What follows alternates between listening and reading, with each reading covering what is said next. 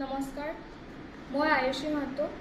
মই টকলাটোপ গাঁৱতে থকা পশ্চিম কপিলী ভেলী মধ্য ইংৰাজী বিদ্যালয়ৰ ৮ম শ্ৰেণীৰ ছাত্ৰী।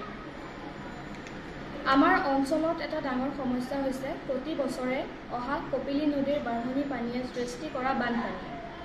এই বানপানীৰ ফলত বছৰটোৰ সৰহভাগ সময় আমাৰ অঞ্চলটোৰ খেতি-বাতি পশুপালনৰ ক্ষেত্ৰত যথেষ্ট সমস্যাৰ সৃষ্টি কৰে আৰু লগতে আমাৰ ওচৰতে থকা ৰহা চহৰলৈ যাতায়াত বন্ধ হৈ থাকে, ফলত এই অঞ্চলৰ লোকসকলে যথেষ্ট অসুবিধাৰ সন্মুখীন হয়। লগতে বানপানীৰ ফলত বছৰৰ প্ৰায়ভাগ সময় আমাৰ অঞ্চলৰ বিদ্যালয়সমূহ বন্ধ হৈ পৰে আৰু ছাত্ৰ-ছাত্ৰীসকলৰ শিক্ষা গ্ৰহণৰ বাধাৰ সৃষ্টি হয়।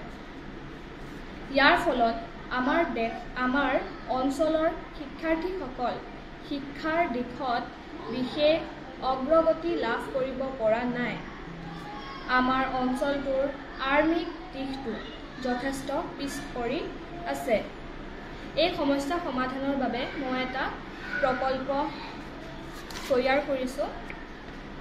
প্ৰকল্পটো এনেধৰণৰ, এইখন আমাৰ কপিলী নদীৰ কাষতে আমি যদি এটা মাথাউৰি তৈয়াৰ কৰোঁ, এইখন আমাৰ গাঁও, যদি মাথাউৰিটো তৈয়াৰ কৰোঁ তেতিয়া আমাৰ কপিলী নদীৰ পানী আমাৰ গাঁৱত সোমাব নোৱাৰিব।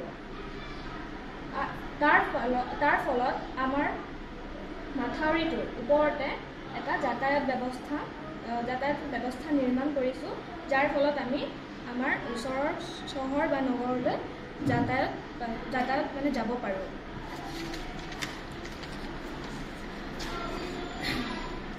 এনে কংক্ৰিট মথাউৰি নিৰ্মাণ কৰাৰ ফলত আমাৰ অঞ্চলত প্ৰতি বছৰে হোৱা বানপানীৰ ওৰ পৰিব।